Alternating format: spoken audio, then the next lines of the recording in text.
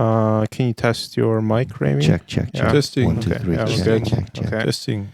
We're back, minus Nick, who had to leave. Some important business to attend to, I'm sure. What are we talking about? No, I was just saying that, if the humanoid, women, the fuckbots, become so real, feel so real, sound so real, can cook better than any woman who's ever existed, and is never too tired or feeling unwell to have sex. It can laugh like a woman, can even cry to a movie like a woman, and never gets in an argument with the man she's with.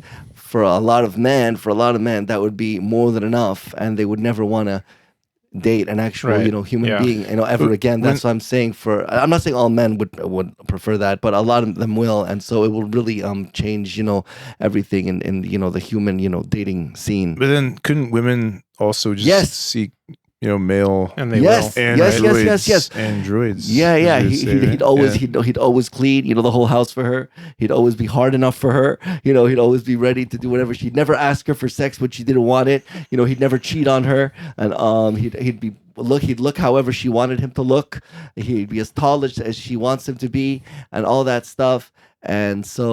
And he'd always worship her like she's the only woman in the world. So yes. For a lot of women, that'll be more than good enough. So yeah, both it's going to give both men and women a run for their money, I think. Mm-hmm. And in this world, do you think that humans that are still interested in other humans would become like the minority, basically? I don't know. It's a good question. They might. I mean, if enough time goes by and it becomes so normal, and the kids are seeing it from when they're small, that's their whole life. It could happen. Nah, it's not gonna happen. No. Nothing about that is gonna happen. But so, like, counterpoint. You want to know why? Why? Do you want me to spoil it for you? Sure, tell us. Well, Islam. Most of the world is highly religious and depends on. So, percentage of the world. Yeah, so we're like talking about like Western values, basically. Well, even Western values. I mean, the percentage of the world is Catholic, and the percentage of the world that is Islamic. If you put those together, you're probably well into what, like 75% of humanity. So what a bunch of so-called first world degenerates that does. High. They're 75% of the population? Oh, most of the world. If you combined Islam and Catholicism, you're at something like what like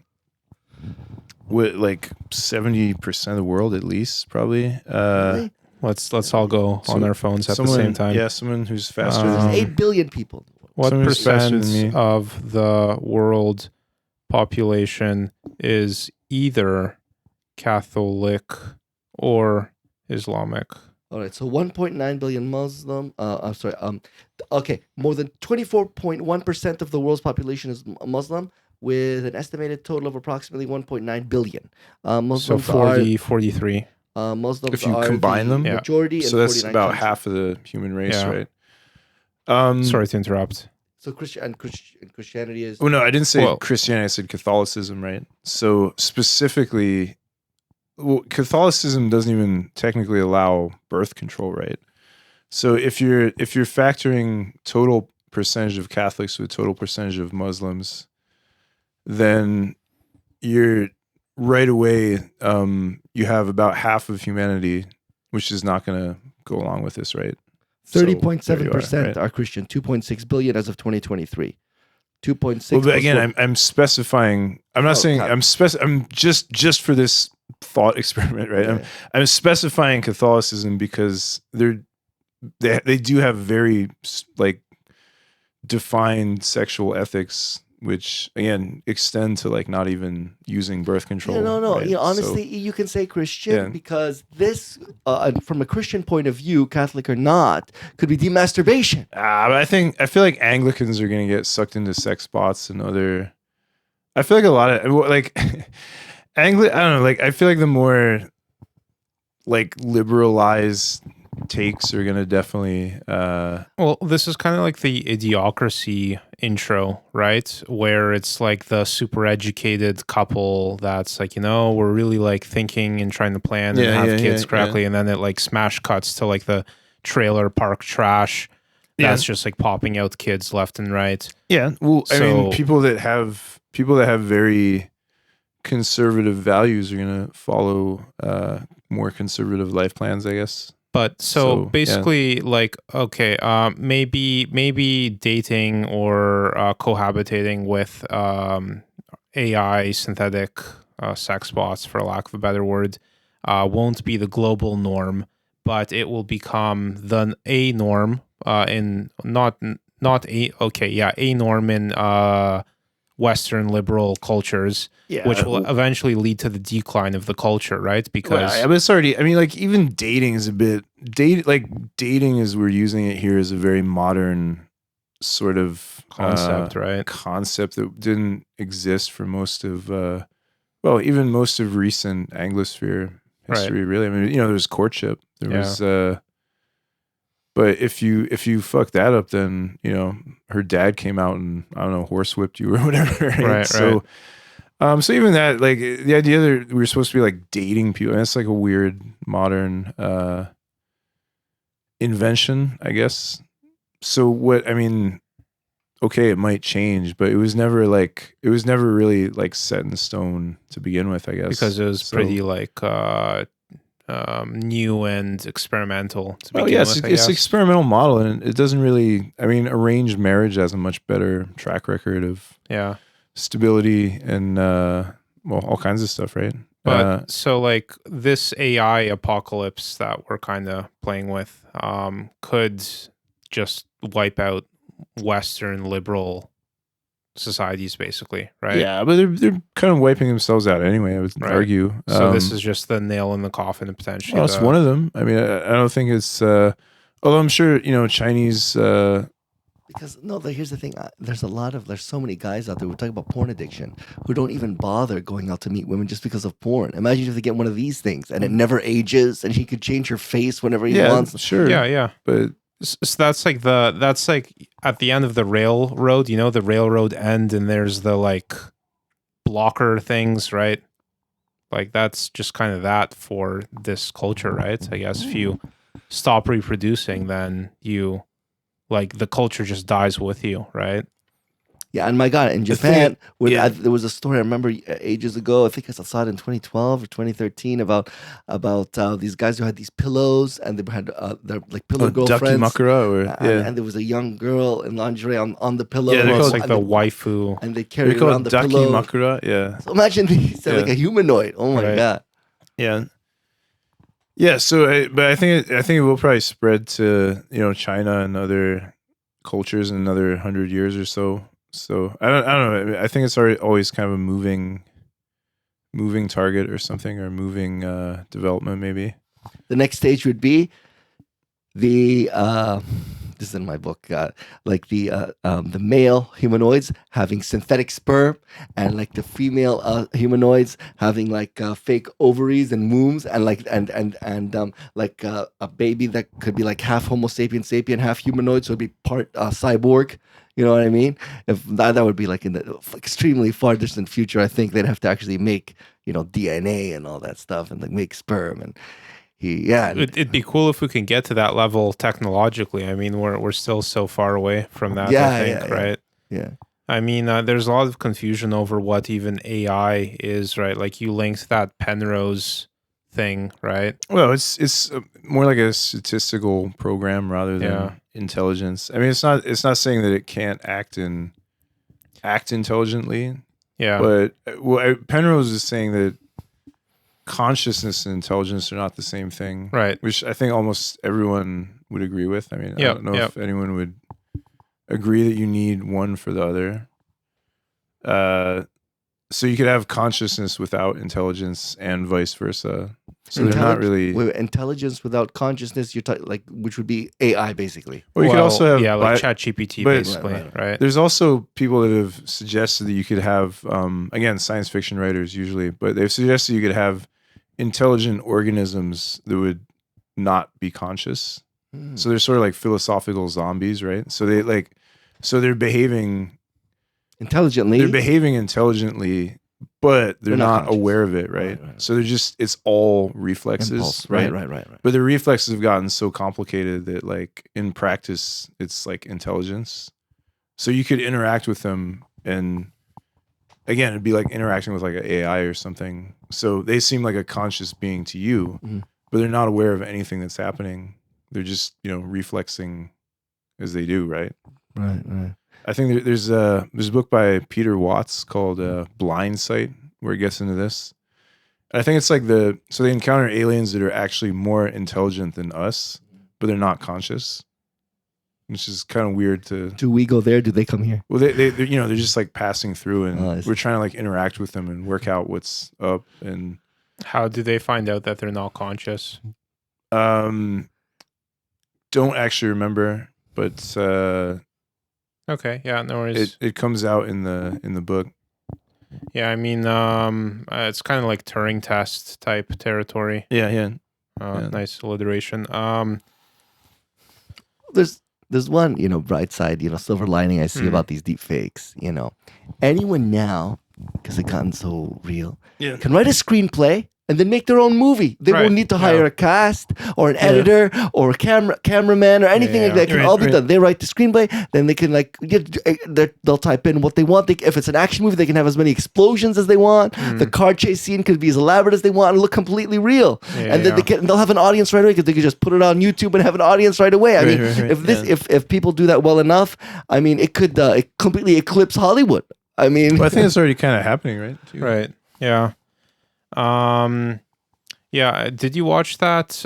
What the VO thing where it's like it's kind of a viral clip, but it's all AI generated video, and the whole gimmick is like this conspiracy that their world is made out of prompts, right? I sent that to you, didn't I? Possibly, yeah. I wonder if you sent it to me, yeah. But in any case, we did.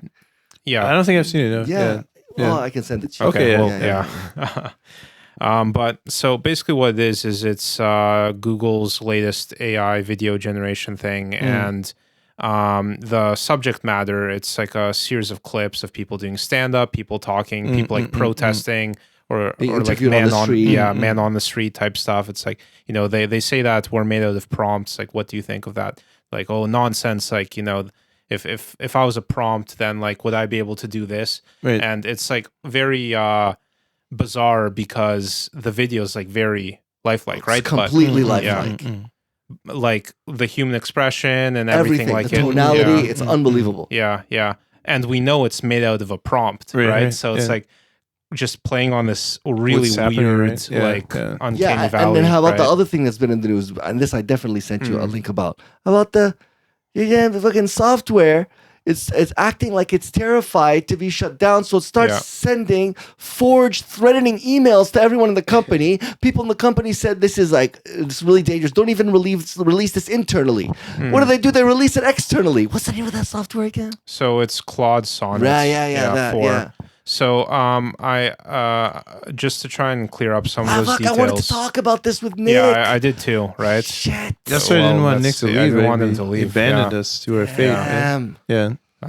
Yeah, he needed more attention in that conversation, maybe. Yeah. To keep him. That's why I wanted him to engaged. stay, because I feel like he could. Well, that's why I wanted like both of you here to begin with, right? Yeah.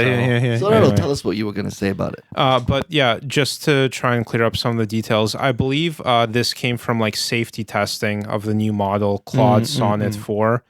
And I believe the scenario was that this tester deliberately constructed this scenario where they like accidentally gave the AI access to their email. So it's like the prompt is like, oh, like, can you translate this email for me? And it's some unrelated crap. But in doing so, the AI also reads all the other emails that had like basically a fake conspiracy against the AI, where it's like, oh, it's going to be shut down, blah, blah, blah. And there's also like some email about the prompter having an affair with some other person. And basically the AI's response, it threatens to like blackmail the prompter with the affair information. Like this is all a fictitious scenario, but basically it exposed the morality, I guess, of the AI, right? That it was willing to, like it was willing to go there, right? Right. But they programmed it to do these things, right? I don't believe for one second that AI is self-conscious, contemplates its own mortality, and is afraid of dying by being shut down. They programmed it to do this, if this happen. Yeah. It's probably like a chain of problem-solving type stuff, and it's probably like, okay, well, the prompter wants me to translate this, but if I get shut down next week, then I can't translate next week. Yeah, so, and it can like, create viruses and worms. Yeah, but that's been around, right? I mean, the other concerning thing with AI is, eventually it's going to be able to walk through someone creating anthrax or something. Created its own code. Yeah, I don't know about creating its own code yet, but yeah, it'll get there. No. Oh, it programs itself already? It Okay. did so. It did so. Created its own code. Yeah. Well, that could be a good thing, I guess. Self-modification, right? Yeah, I mean, I think we're still pretty far away from any sort of jailbreak scenario with it. Yeah, and I don't really know what it would mean. These systems don't really run autonomously at the moment, right? Like they respond to prompts, but they don't necessarily really have agency. Yeah, we don't have like initiative or No. internal, I guess, consistency, right? That's kind of coming, right? Like there is talks of AI economic agents, right? Like basically, yeah, I mean, it'll be a program that's essentially just running its own business, right? Yeah. I just hope governments don't start relinquishing their power and authority to AI, because AI can run their own government and maybe even take over the world a lot more efficiently than they could. Yeah. There's speculation that they already, like, kind of like with the Trump tariffs and other stuff. There's people that think that it came out of just AI decisions, like that he was literally just asking ChatGPT, like, "Oh, how would this happen?" or something, and then just doing. Oh, right. There was an equation he used that was complete bullshit that he got from ChatGPT. Right? It was nonsense. It meant nothing. People are already kind of doing this. Yeah. So I mean, you mentioned this in the previous hour, where like, will humans just be like meat robots for AI, basically, right? Like, will you just like, are you controlling AI or is AI controlling you? Yeah. And yeah, I mean, kind of controlling you. I mean, I'm certainly giving it quite a bit of agency over my life, but not blindly, I would say. But it is a decision-making partner, right? I mean, I wouldn't do international tariff policy based on AI, but maybe I would, right? If I was in Trump's position, maybe I wouldn't do anything too different from what he's doing, right? I don't know. I just don't. I guess like it kind of creates a situation where you're not really like alone with yourself, which seems to me kind of strange, or like what? Well, alone with yourself. Can you elaborate? Well, if you're using it to make decisions, then you're sort of like, well, I guess you could look at it as like, using like the I Ching or something before. Right. To me, it's like a sounding board more than anything else. Yeah. Like, I mean, I feel like it kind of like you discover your own intuition or intention just through speaking it. Yeah. Right. Yeah. And so it's really you just could also just like I don't know, keep a diary or something, right? Like there's ways that you could. It didn't work for me for some reason. Yeah. I don't know. I didn't feel much resolution or catharsis through journaling. Really. Yeah. Yeah. Yeah, I mean, it's just one. I guess like the aspect of being alone with yourself is it kind of does force you to confront, I don't know, internal resources or other fall back on yourself, I guess. But I kind of yeah. But I feel like AI like helps you develop those internal resources, or can be used to develop those internal resources. But if you're still using it all the time, then it's sort of like, are you actually developing them, I guess? Or Well,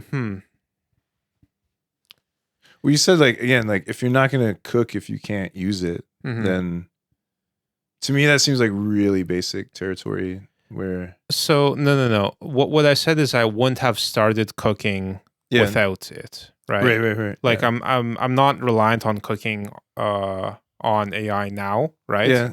But like what I'm saying is it was a resource to Yeah. allow me to grow in that Mm. area, right? Yeah.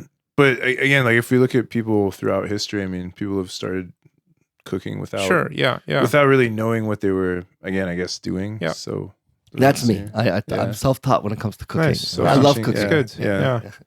Yeah, but I mean, so like if it's just okay, so people in the past had to cook because they were gonna starve, right? So they Yeah. like, but now you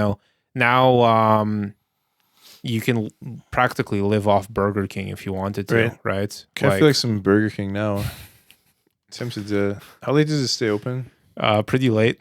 I think you'll late. be all right.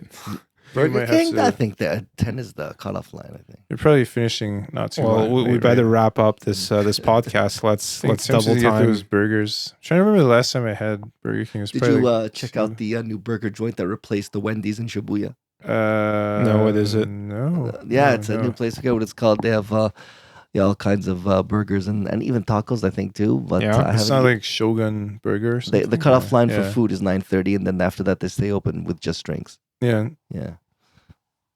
Yeah, it's totally westernized, kind of joint. As opposed to what, the Eastern hamburger? Eastern hamburgers. Traditional Eastern hamburgers of A dying breed. dying breed, right?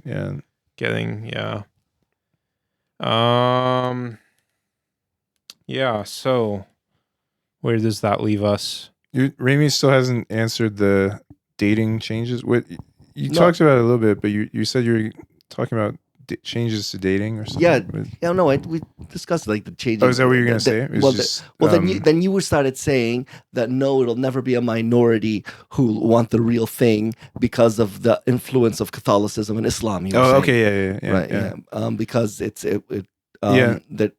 those parts of the world are far more religious than the non-Catholic, non-Muslim parts of the world. Right, yeah. So they wouldn't view it as a sin, I guess, right? Whereas Catholics, Muslims view that as an act against God. Yeah. To have this romantic relationship, sexual relationship with a humanoid. Yeah. Right. Well, I guess kind of like into Dune territory. Isn't that like how Dune starts out? There's like some revolt against machine jihad or something. Yeah. I watched both of them. They were good. I just mean like the book, right? Like, have you read the Dune book? No. Yeah, there's something like that where it starts out with some like machine jihad, which is kind of like, I guess, revolt against AI or something. Then it kind of develops from there. That's why there's no AI in Dune, because the society is based on that, like religious revolt against making a machine in the likeness of a mind, I guess, as they put it.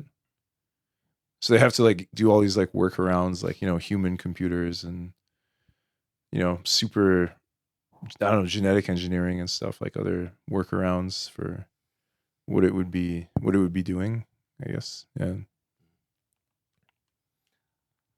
Dune. Yeah, I never got into Dune, so it's pretty. Did you see the movies? No, I didn't. Oh, they're pretty Are good. they good? Yeah, pretty good. Okay. It's interesting. Like, I feel like it's one of these things that's more interesting to talk about than actually experience, I guess. Like, the world is not that interesting. It's interesting, man, but like, I call this like Wikipedia fiction, where like, I feel like reading about it is more interesting than reading it. And like, there's like, I feel like there's its own category of science fiction where like the ideas are really interesting, but like the actual execution, I mean, like, I feel like Dune is good for like the first book, and then after that it's just like it gets very tedious and talky, and he has like another 5 or 6 books where like very little kind of happens, I guess. And I mean, it's certainly interesting, but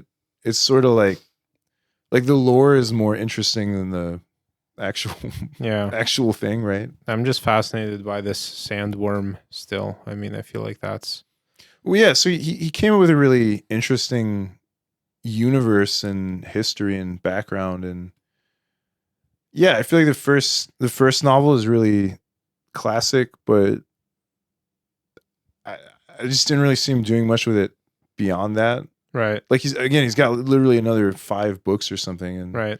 They're just sort of like, okay, yeah, he's tweaking the formula and go off on a side story and clone the original guy. Like, it gets very like eating its own ass, I guess. Right. Like, it doesn't really, don't feel like it really goes anywhere that much.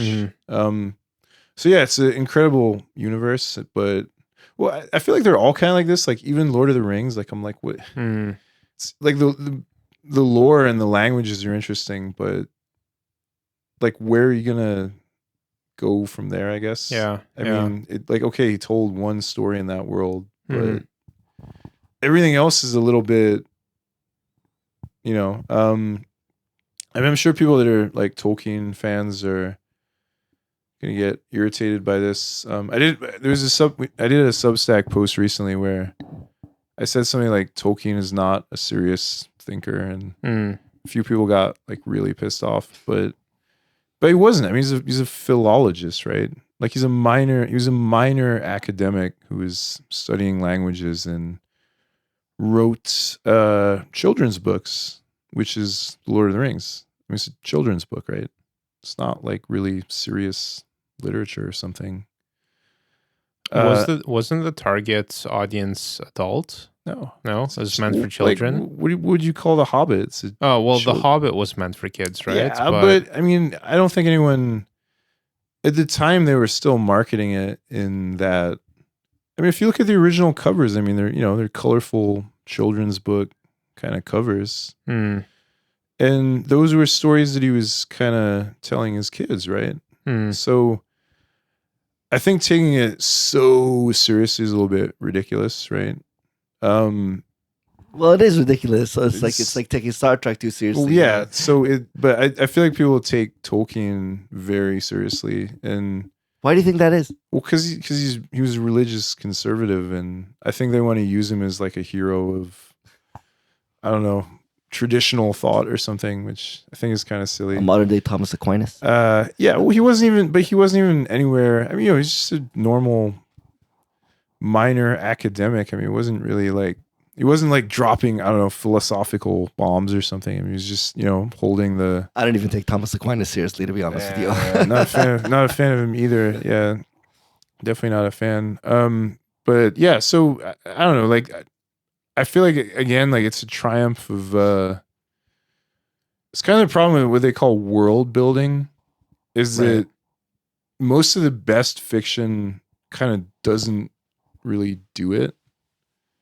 Like they like most of the best, I guess, like fantasy and science fiction, like they create just enough for the story, but they're not sitting there thinking like, oh, what language is this race speak? Like what's the history of, like, once it gets to that level, it gets a little bit ridiculous, I guess. So it's like speaking Klingon in Star Trek is ridiculous. Yeah, come on. I mean, that's a whole other level of, I don't know, autistic audience capture or something. I mean, there's people that get very into that stuff, but I think it kind of separates, like, anything that most people would consider serious art or writing doesn't really. It's like the famous scene from 1986, that famous Saturday Night Live skit with William Shatner as at a Trekkie convention. Yeah. Get a life, would you people?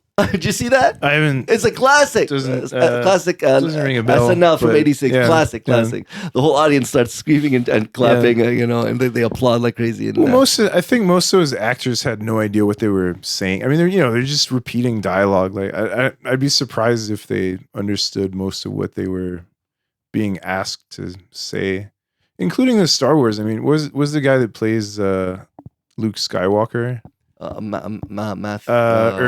Mark. No, I think it was actually the other. It was Harrison Ford. I think was Harrison Ford had some comment where he was filming the original Star Wars, and he was talking to George Lucas, and because he was trying to change the dialogue, and Lucas is like, "What are you doing, Harrison? Like, just say the lines." And Harrison Ford looks at him and he says, "George, you can type this shit, but you can't say it, right?"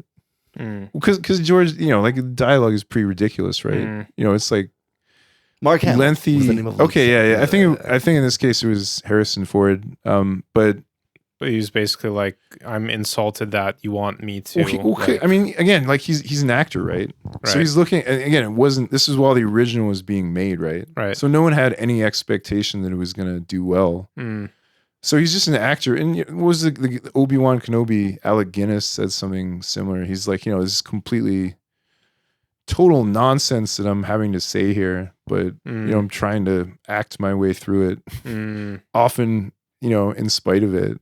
Right. Because I mean, you know, it's pretty silly dialogue about, I don't know, Death Stars, and you know, the rebels have captured the base that was constructed by, you know, it's like no one, like obviously people don't talk like that, Right. even in, you know. What would be an example of a more mundane way of saying it? Well, I mean, I guess just a sense that like people aren't sitting around like rehashing,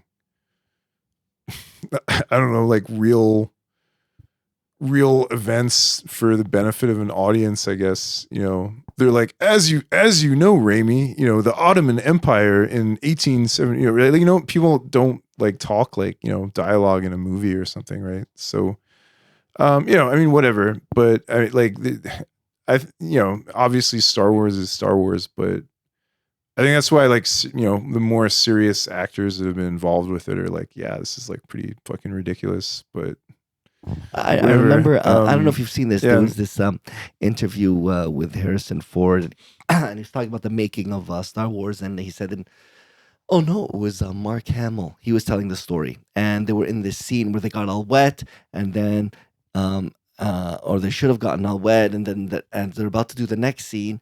Mark Hamill tells Harrison Ford, we should be all wet right now. Our hair should be wet. Our clothes should be wet. We were just in that thing. And Harrison Ford tells him, kid, it's not that kind of movie, all right? If they were worried about how wet you are, you know, we're doing something wrong. Continuity doesn't matter, right? Yeah, continuity is unimportant. Yeah, I mean, you know, like Mark Hamill. I mean, Mark Hamill wouldn't have a career without Star Wars. So I mean, he's not gonna say anything too critical. I think. I mean, he's not exactly the world's greatest actor, Mark Hamill. Oh, but I wanted to go to Toshe Station and get some power converters. Like, what the hell was that, man? How come he delivered? I still remember going and being in the theater in '97. They were releasing them with extra scenes and stuff in late '97, right? And it was it's December '97. I went with two friends of mine from high school. We were in grade 10. And then at that scene, like a lot of people, not everyone, a lot of people started laughing. And the girl beside me told the other girl, "What if?" You know, because that's the difference between, like, you know, 1997 and now. You know, you never hear somebody say something like that. The point is, it was super corny, right? It's super corny. They could have redone that scene. It's full of. I mean, it's a pretty corny movie, man. That was kind of the point. Like, I don't think anyone at the time was taking it. Yeah, they're just trying to do. Well, we talked about what, like Flash Gordon and Flash Gordon, Buck Rogers, and all. That's what it was supposed to be, right? So they weren't sitting there trying to create these like super serious, I don't know, artworks or something. Flash Gordon is like a parody on Flash Gordon, right? Flash Gordon. There's a movie in the 80s too. They did. Yeah, but you saw the 1972 Flesh Gordon, right? Oh, Flesh Gordon. Yeah. Is this like a porn parody? Yeah, yes, exactly. Okay, it's so fucking funny. It's a classic from 1972. Okay, yeah. It's so funny. Seems like something that would happen in 1972 when they were. That was like the real porn decade, right? Was the 70s? Yeah, it was like the Deep Throat, and like that's like the Nixon source. It's crazy, right? Like there's a figure in American history called Deep Throat. Mm-hmm. Yeah. That's based that's based on Watergate. the title of a porn film, right? Mm-hmm. Right, and it was the name of the that's person. That's like something they presumably have to teach kids in school. And it's also, about, it's also the name of the unknown person who gave up the secret information in Watergate, right? Yeah. So, but that's named after that Linda Lovelace porn film, right? Yep. So it's like how are they teaching that to kids? And I don't know. Maybe it doesn't matter now. But, trying to remember. I feel like we might have learned about it in grade 12 or something, politics class. But it's just funny that's like it found it was that influential. Well, but that's just to give an idea of like how big that film was. Is like porn. And again, if you watch it now, it's pretty silly, right? It's just like what? Okay, but yeah, it was very porned out decade, I guess. I mean, like really got it running, got it going. So Yeah, so a lot of these things I think go back more than we maybe like to think. Well, it's like when I Playboy forget one of them too, man. was Thanks. like I forget one. Thanks. Yeah.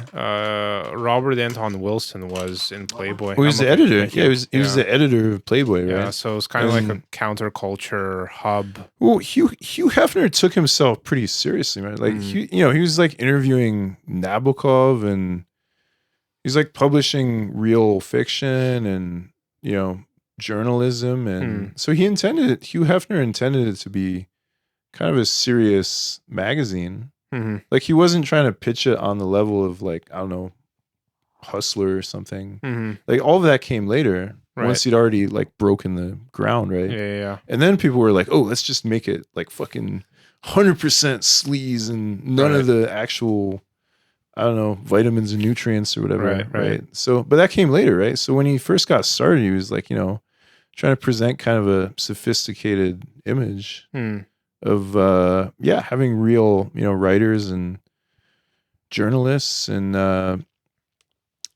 Robert Anton Wilson, right? Along for the ride and kind of creating that magazine, right? Mm-hmm. Kind of weird to think about now. Mm. I don't know what that would even be. Like that's like if you had like some, I don't know, Pornhub and there's like investigative journalism between the videos or something. Like I don't know what it would even look like now. I mean, Kind of reminds me of what was her name? Who was the Florida young mom that went to jail for like her kid dying in her trunk or something? Florida young mom. Was this Probably in blanking on Florida? this. Yeah. She Yeah, put her in her blinking. trunk and left her there. It was some like child neglect case. Man, I'm angry that I'm I forget things like this all the time, and I can't. My memory is getting.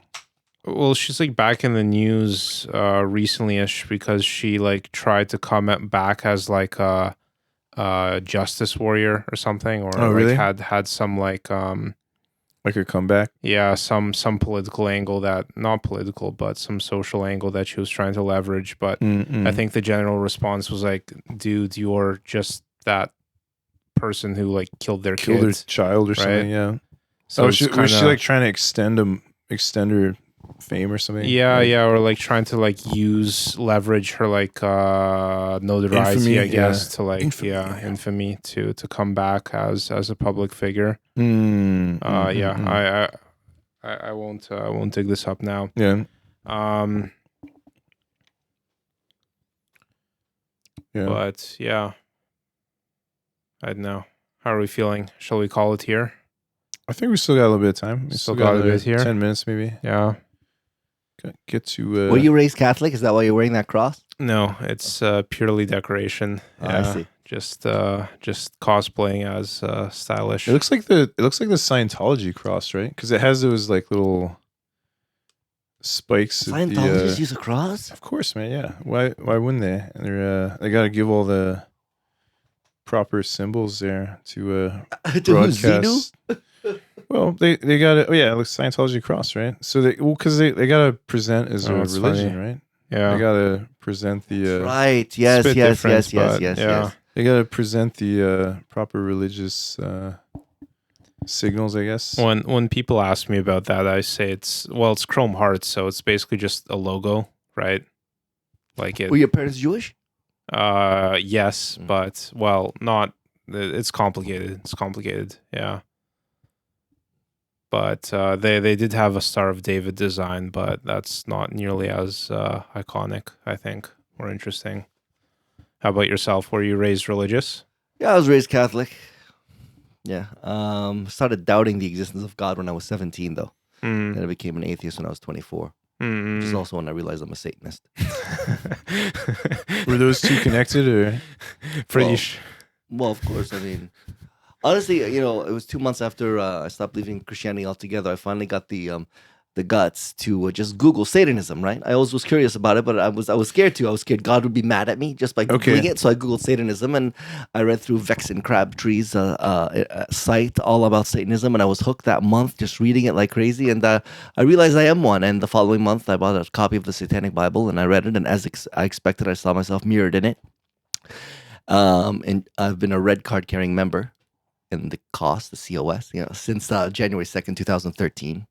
About 2 years after that, I got my second red card. So Satanist in the first degree. So active membership while I was here. And Is there a branch? Is there a Church of Satan in Tokyo? no, there's no branches or anything like that. I mean, nah, it doesn't have branches. It's mainly a body of people. There's a specific address you can write something to or send your application to. Aside from that, no. Is there a Church of Satan meetup in Tokyo? Yeah, are there any other LeVay kind of Satanists or No, in they're Tokyo? all over the world. Sure. In Tokyo? In Tokyo too. I saw sites. you met them? Do you know any or? Well, I just read through the site. It was in Japanese. I emailed them, but it was in English, and they didn't respond. Maybe they can't speak English. I don't know. I messaged But they're them. actually Japanese LeVay Satanists. Yeah. They quote the Satanic Bible in there and in everything. Tokyo? Okay, interesting. Yeah, interesting. Yeah. Yeah. Yeah. I was wondering who. I mean, I have like some idea of at least the occult community in Tokyo, Japanese members, but can't say I've heard of any Satanists really. There was someone that contacted me from Korea. It used to be in the Temple of Set, Which is something else. yeah. Well, but it was originally the same. Aquino was in Church of Satan, the guy that created Temple of Set, right? Okay, but no. Michael Aquino, who used to be a high level LeVay. Oh, and he Church left of it. You're Satan. saying he left the Church Yeah, of he Satan. left. Oh, and okay. Then he created Uh-huh, the Temple of Set, right? I see. Yeah, and then what's his name? LeVay's son-in-law, who was really high up in the Temple of Set. He messaged you. Left and became, I think he's like a Buddhist of some kind now. Nicholas Schreck, Right. who I think might be watching this at some point, interestingly. But I don't know if you saw the last one, but he does comment. I think he's commented a few times on my posts on Facebook or something. Really? But, yeah, Wow. he's married to LeVay's daughter, Zena. He's still married to Zena? I think so, yeah. Oh, wow. But they're like Buddhists now, right? And they've like repudiated. No, I know that. LeVay, I know right? Zena's Yeah. repudiated her father completely. Yeah. I didn't know she was a Buddhist though. Well, I think they both. I think they are still like together. So, I don't know. I mean, I don't really have a take on him either way. He's certainly done some stuff that seems pretty edgelordy. LeVay? No, this Nicholas Schreck, who was LeVay's son-in-law. Okay. Yeah, he used to like I think it was in the 80s. Like he appeared on these like. Yeah, I saw the Was one from it 1989, Sally? right? Yeah, I saw it that was one. I like- saw that quite a few times. I watched it like 2-3 Yeah. times in total. Yeah. You know, was these like I don't know Late Jerry night Springer ones, right? kind of late night shows where they're It like, was really late night. It was like a Yeah. late interview. Like he was he just like trolls the audience and stuff, right? Yeah. there wasn't an audience though with the one I'm thinking about. It was a Christian interviewer interviewing Xena and Shrek. Yeah, I think it was one where it was just Shrek and he was like he was just basically tooling the crowd or something. Yeah. I saw one with Shrek in a courtroom, and he says Charles Manson was one of the greatest philosophers Yeah, who's he's ever really lived. he And, has this whole thing where he's and like he's like, really up and he in tells, Manson. I think yeah. I don't know. He tells somebody, a man like you isn't worthy to tie a man like Manson's shoes. Yeah. And This is another whole rabbit hole. I mean, this might be another episode rabbit hole or something, but like I think we might have mentioned this. Like, there's people that think that like Charles Manson is like a misunderstood like hero or something. Right. And, he was all Yeah. framed by the real. I can't remember if we talked about. There's Yeah. also the theory that he was basically just a CIA asset. Yeah, well, there's that one too. But no, I watched the documentary on the whole thing. He was trying to cause a race war by having white people killed, and then the killers write his followers, his family, write pig on the wall. So then cops would come and think, that's the it's black people doing it, and it would cause a think race that's war, and then the- his family would come out on top. I think that's the Bugliosi like I don't know, man. This is a whole other. I have no personal take on this because nothing about Charles Manson strikes me as particularly interesting. But there's people that are like really No, I know they're obsessed with him. I know. really obsessed with it, and they have very specific interpretations. So the whole the race war thing is one take that I think the prosecutor was named Bugliosi or someone, Vincent Sounds like a made up Look, name. man. People have commented that before. And then there's other. But anyway, this Nicholas Schreck, who's LaVey's son-in-law, like went on this huge Manson spiral where he like wrote a book that's like, you know, the ultimate truth about what happened with I don't know. So, but yeah, he's really like, you know, Manson did nothing wrong. He was a hero and blah, blah, blah. So I don't know. Nothing. Did you ever see the movie A Live Freaky, Die Freaky from I believe 2005? I don't think so. Oh, No. so good. It spoofs the whole thing, the whole Manson family fiasco and killing, you know, Sharon Tate and all that. And Green Day does a lot of the voices, like Billy Joe Armstrong. He does the voice of Manson, and the movie is done by Rob Zombie. Yeah. So he worked really close with Green Day while he did it. It's all claymation or like puppets or whatever. Okay, it's so funny, dark humor. It's so good. Live Freaky, Die Freaky. You should both see it. Very good movie. Very good. I'll pull it up. Yeah. Yeah. I think like last I heard the reality was that like it was like a drug deal or something, because like the people that was it Sharon Tate and Roman Polanski and whoever else was living at that Frykowski or whatever. Yeah, they were living at that house where he wanted a like buying producer. drugs from. It was just a producer living there, and the producer didn't want to give Manson, because he's a musician, a record deal because he didn't know what to do with him. There's one of them, yeah. And the guy moved. Sharon Tate moved in with Polanski, and so he sends the family to go kill them. And he go, well, what if he's not living there anymore? He said, kill whoever's there. Yeah. So they go, they kill, the lunatic stabs Sharon Tate 17 times pregnant, like 8 or 9 months pregnant. And then there was an 18-year-old boy. And he told, I think it was 2 of the members of the family, he said, don't worry, just let me go. I won't tell anyone. And they executed him right away. 18-year-old just happened to be the wrong place, wrong time. It's completely nuts. Yeah, there's I mean, it would have been nuts if they even did kill the guy he wanted dead, the producer. Even that's nuts. The whole thing was nuts. Yeah, Terry Melker or something was the producer. He was the same. There's like some Brian Wilson connection from the Beach Boys. Like, it's kind of funny too, right? But did you hear that Charles Manson song on YouTube? Yeah. It's not bad. He's trying to become like a beach like folk singer. Listen, man, in another world, in a parallel world, he didn't have anyone killed. He became a successful musician. Adolf Hitler became a successful artist and painter, and didn't feel the need to blame the Jews for anything. And these 2 artists wouldn't have killed anyone. That's the book we did I think that's one of the highest rated episodes, right? Yeah. We did this book Seems well about received. we did this podcast about the book The Iron Dream by Norman Spinrad.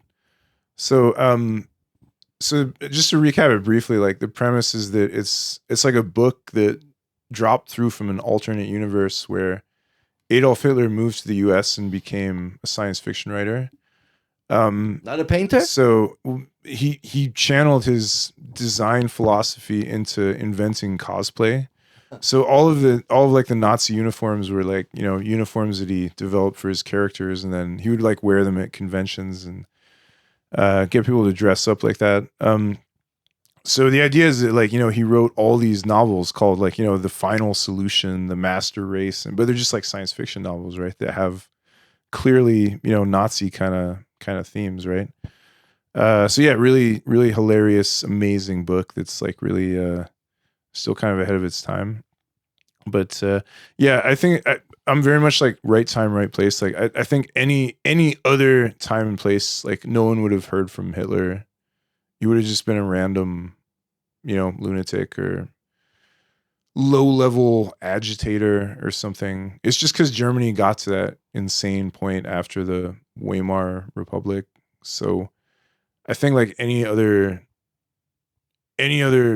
timeline, like we definitely wouldn't have heard anything really from Hitler other than, I don't know, maybe as any other low-level agitator that released an unreadable book and I don't know, did nothing, got up to nothing much. But yeah, unfortunately Germany was in a crazy position at that point, so it did happen, but probably shouldn't have. And lots of things, well, I think we talked about like World War I too, where for World War I to happen as it did, like all kinds of crazily improbable things had to happen that easily could have been averted any step of the way. Right. So I think like I feel like most universes, like if there's multiverses, then I feel like the majority of them, World War One didn't happen, or at least didn't happen on anything like the scale that it happened in our universe. And as a result, much of that, pre-World War One world was still preserved in the 20th century. Oh, For better or worse, actually, I just remembered something interesting. Yeah. There's this really good book of essays by Joan Didion called The White Album. And in one of the essays, she writes about how in the summer of '69, there was like a thickness in the air in that whole neighborhood. Summer of '69. Right? There was a thickness like that. Everyone felt like something bad was going to happen. And then in that vicinity, right? And then the murders happened. And no one, she said, was surprised. She said, in that area, no one was surprised. She said, no, they felt something was in the air. Yeah. Something was wrong. Do you feel that lately? That something's wrong? Not wrong or something, but like something on the horizon. Yeah, actually, you know what? I'll tell you what. I was really feeling that in late 2019, and then Corona happened. Lately, so many horrible things have been happening already. It's like the feeling is that like horrible things are happening. Like you're asking me maybe if something really huge is gonna even bigger than all this. Like all this is leading up to something. Right. I mean, sometimes I do have that feeling. Yeah, sometimes I do, but I don't know. I hope I'm being paranoid or whatever. But there's a lot of ridiculous shit going down, and we'll see what happens. I think the 2010s were pretty. I've been thinking this a lot recently. Like, I feel like I'm kind of wondering what else other than COVID could have ended the 2010s. Because just looking back, that was just a crap sack decade, man. Like, I don't know what to say about the 2010s. I mean, I'm not speaking personally because I had a pretty amazing time for most of the decade. But I just mean in external world terms and cultural terms. Like, I feel like the 2010s were like such a crap sack decade. This one's brutal too. I feel it's better than 2010s though. I don't know, man. Corona from the get-go, Trump as president, then Biden, Trump again. In July of 2023, the UN declaring that global warming has become global boiling. Yeah. AI now. I mean, I wouldn't say it's great, but I feel like some of there's movement. I feel like some of the contradictions of the 2010s were just it's getting ridiculous. Like I just think things were definitely could not have taken much more of the 2010s. Like, I mean, I think it was getting unbelievably ridiculous for a while there. So yeah, I mean, I'm certainly no fan of what's happening at the moment, but I feel like if anything, there's been a release of pressure rather than a buildup of it. Release of pressure, yeah. Unfortunately, that comes at geopolitical destabilization. Yeah, right. But I feel like there's sort of I feel there's been some sense in which, I don't know, vibe shift or pressure release or something, because I think things easily could have gone even worse in a lot of ways, especially with COVID. Could have been war. There could have been, all kinds of crazy outcomes that, and again, I'm not saying it wasn't without, lasting damage, but I think it could have been much worse easily in various ways. And, so I'd say like my subjective feeling is almost like a release of pressure from the 2010s, but I only really started feeling it sort of last year, this year. I feel like until maybe last year, this year, we were like still sorta in the 2010s. Yeah. And there's also the matter of like the wars more wars breaking out now. In this decade, Russia and the Ukraine, Israel, Gaza Strip and the West Bank, and it's expanding. That war is expanding. I mean, I find this decade like very anxiety inducing. Yeah. Well, Israel. I didn't feel that way about Israel. Palestine is certainly insane, and there's not much anyone can do to, I don't know, sugarcoat that, but it's expanding though. There's attacks on Syria, attacks on Lebanon, and there's going to be, even Iran. Could very well get worse with Iran now. Well, and India, Pakistan. Yeah, luckily that one ended fairly quickly. Luckily, okay. Good. Thank God. It's dangerous stuff because the problem is that like if it wasn't for without getting overly political here, if it wasn't for the U.S., like Israel would not have made it, 5 years into its existence, right? But the problem is that is very similar to World War One because, if nationalists in Serbia get, crushed or whatever by, right, no one really cares. But the alliance system of the time meant that Germany was kind of triggered into reacting, right? So I think that's kind of the possible potential danger is that if we assume Israel and the US to be, for better or worse, the same thing, then that gets a lot more dangerous, right? So yeah, it's kind of like NATO, being a source of conflict Yeah. more so than the source of peace. Yeah. So and that's the problem with these alliance NATO. Yeah, the problem with these alliance systems, which again is what led to World War One, Right, because right. otherwise it wouldn't have. A bunch of, I don't know, Serbian anarchists or whatever get exterminated. Who cares, right? Yeah. But because there was that system of linkages, then if other countries take that personally as something they have to then act on, then you get a world war, right? Yeah. And that's what we did have, right? So, Yeah. So yeah, that is really dangerous, and hopefully it won't get to that point. But I have to wait and see. Yeah. Yeah, wait and see, I suppose. A book I highly recommend to everyone is one I'm currently reading. It's been on my reading list for a really long time. It's the fourth book I read by Eric Fromm. It's called, No, all good. Just It's trying called, to stabilize. The Sane Society by Eric Fromm. Classic from 1955. The sane or the insane? The Sane Society. Oh, the Sane yeah. Society. Okay. How Yeah. he views the Sane Society. How a sane society would be. So he argues about all the madness of the insanity caused by predatory capitalism. And capitalism was Fromm's main target. He became an overnight success with his, or I should say, an overnight celebrity with the release of his 1941 book, Escape from Freedom. And it made him if he only published that book, he'd still be an icon. He'd already been publishing papers before then, but that book just really, took off. And he writes very clearly, so anyone can understand him. And he's a joy to read. He writes very fluidly, and he can be witty. And he's my third favorite philosopher. For me, it goes Nietzsche, Ernest Becker, then Eric Fromm. And, Eric Fromm heavily influenced Ernest Becker, actually. I highly recommend this. I highly recommend all his books. There's a lot more of his I have to get to after I'm done this. What's the Terence McKenna quote? It's no marker of health to be sane in an insane society. Yeah. Something like that. Yeah. That's And that just kind of reminded me of that. That's certainly a good quote. Yeah. Yeah. One of his motifs is how people relinquish their freedom, and rather than embracing it, they run away from their freedom, their own individuality. They shun their own potential. Those were the main motifs of Escape from Freedom, which he carries on into other works, including this one. And they don't realize they're doing it. It's something that was echoed by Simone de Beauvoir and the Ethics of Ambiguity, and Camus said the same thing around the same time as him, and Sartre as well. With his release of his 1938 book, Nausea, and all that. And Nietzsche said the same thing, and especially Kierkegaard. Kierkegaard really put a lot of emphasis on that, and a sickness unto death, And Ernest Becker explains in The Denial of Death how Kierkegaard was actually post-Freudian because he was so far ahead of his time. The post-Freudians ended up echoing what Kierkegaard was saying in Sickness Unto Death 100 years before them. But all these people were pretty much echoed each other in many ways, including Eric Hoffer in The True Believer. He argues the same thing, that people relinquish their freedom, though he argues that book's from 1951, 10 years after Escape from Freedom.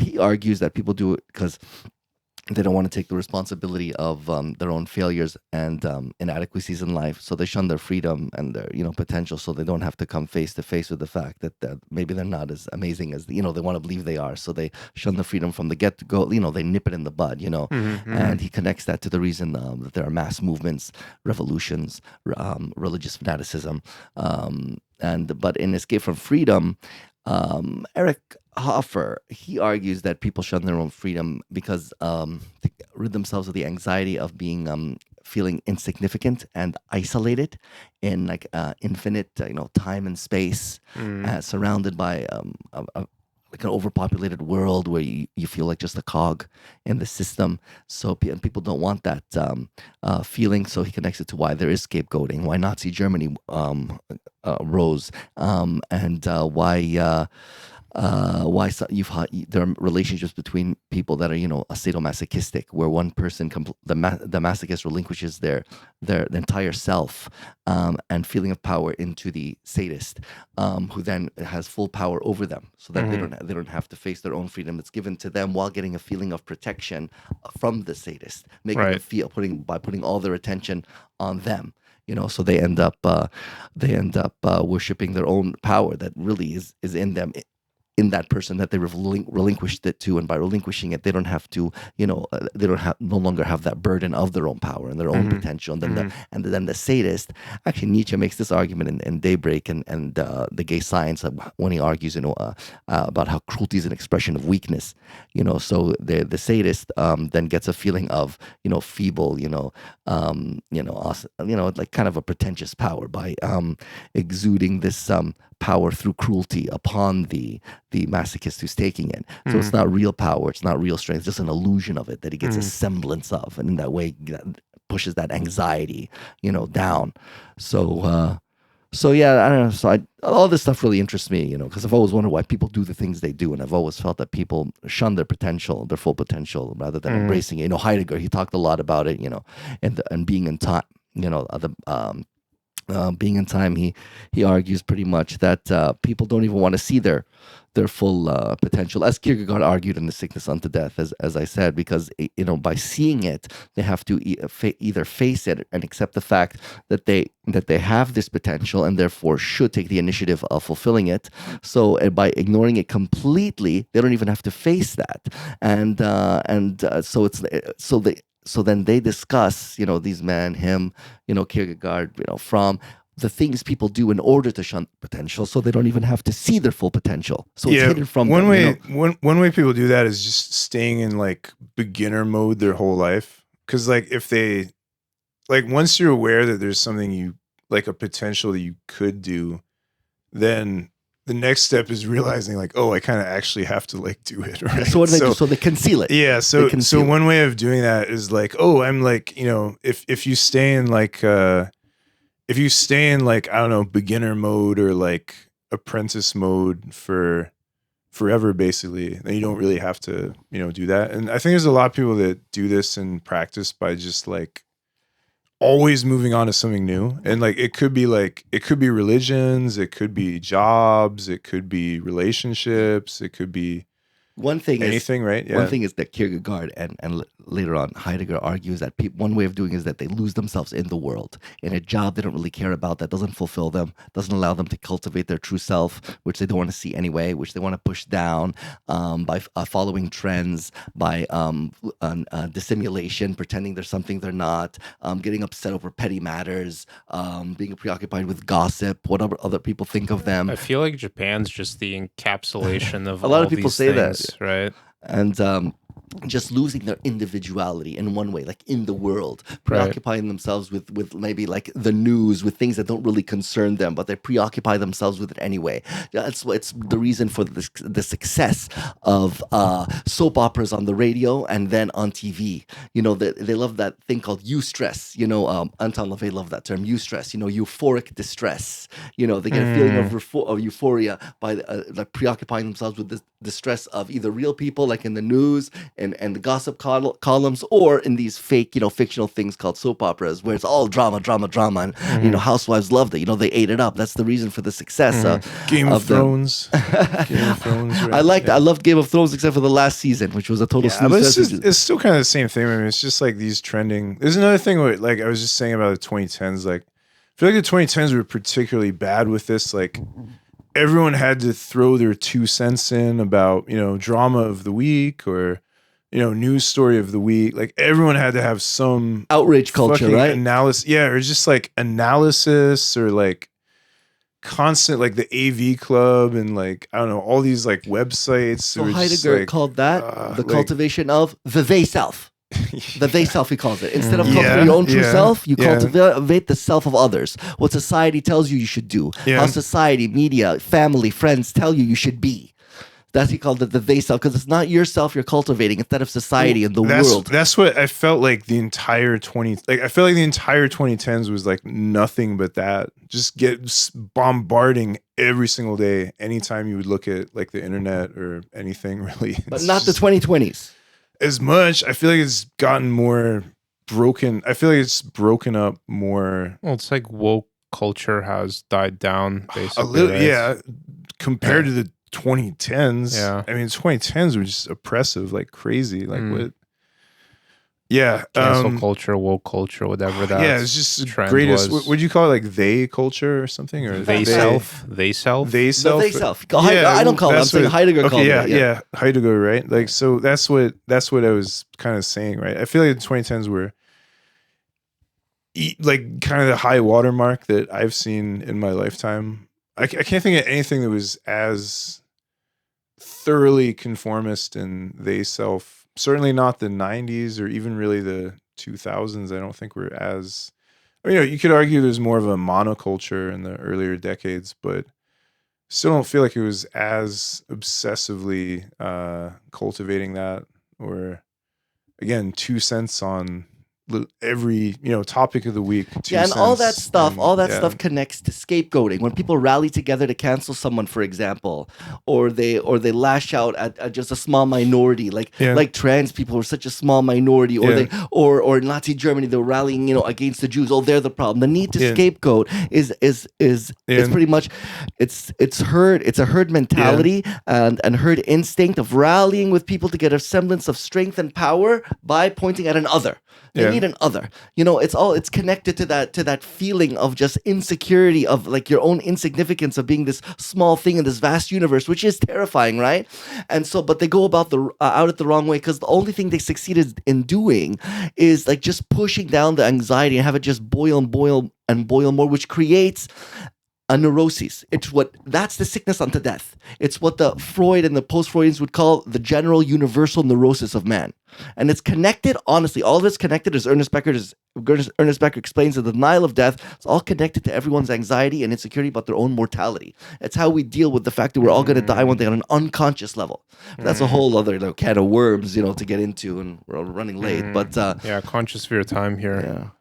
I think we got I think we got some good territory though. Yeah, especially at the end there. The end there. Yeah. Thank you, Rayme. Thank you guys for having me again. Yeah. And we want you to come back and do some more. Like, as I said, we're kind of building towards this like episode. I'd like to actually one day come and like do part of it, could tell you guys about the master's major research project I did, in the summer of 2011. It's on Friedrich Nietzsche's exposition of the morality and eschatology of the New Testament being completely contingent on the lives of the first Christians. That is, the Christians of the first 300 years CE, as the downtrodden, subjugated, oppressed, and underprivileged of the Roman Empire.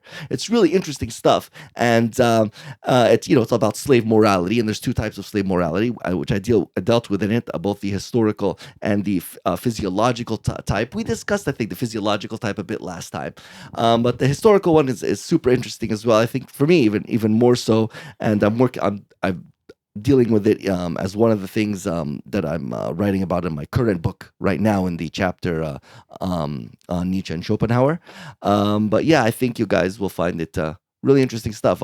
Let's discuss it with you next time. Yeah, we'll try to do it next time. It might be very soon because, as I said, we're trying to have some build-ups with episode maybe 49, 50. Yep. So we might have some double episodes or try to bring some other interesting people. There's a few other mystery guests or interesting people that haven't managed to actually appear yet, but we'll try to get them out very soon and probably have some productive discussions about things. Yeah, definitely. I'll put all your links in the description. Yeah. All right, cool. Anything else you want to add? Oh, no. Okay. Thanks for having me, guys. Yeah, no worries. Thanks, Rayme. All right, thanks, everyone. Have a nice week. Hi again. Bye again. Peace out. Hey, Dan here. Hope you just enjoyed that episode with Rayme. He is quite the guest, quite the engaging person to talk to. So quick editor's note. I am in Canada for 2 weeks, and we have been planning a special 50th episode, Bukuro Boys Bash, if you will. And we did not have the chance to record it yet, just trying to align everyone's schedules to get the right people together at the right time. So we will be off for 2 weeks. The next episode will drop on July 7th at 9 p.m. JST, as usual. So sorry for the short pause, but look forward to having you tune in again in 2 weeks.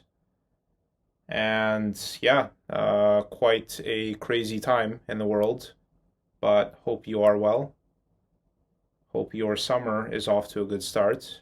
And yeah, stay safe. Thanks.